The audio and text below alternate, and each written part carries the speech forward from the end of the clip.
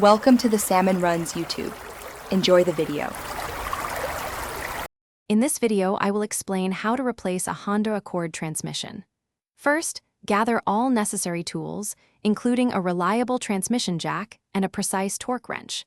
Begin by disconnecting the negative battery terminal for safety, then drain all the old transmission fluid. Next, carefully lift your vehicle using a floor jack and secure it firmly on 4 jack stands. Finally, remove the front wheels and any protective underbody shields to gain full access to the transmission area.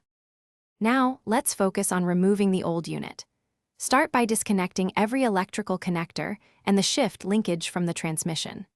Next, remove the starter motor and both drive axles, which connect the wheels to the transaxle. Carefully unbolt all transmission mounts and the bell housing bolts that secure it to the engine. Double-check that all fluid lines and hoses are completely detached before you begin to lower the transmission. With the old transmission out, it's time for the new one. Carefully position the new transmission and align it precisely with the engine's bell housing. Securely bolt the transmission to the engine, ensuring you tighten all fasteners to the manufacturer's specified torque, perhaps around 50 foot-pounds. Reconnect both drive axles, the starter motor, and all electrical components.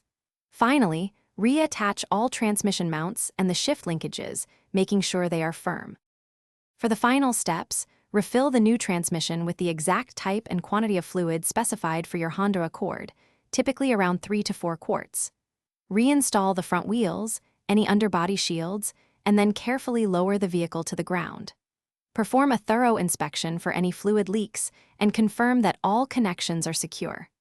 Finally, take your vehicle for a test drive to ensure proper shifting and smooth operation.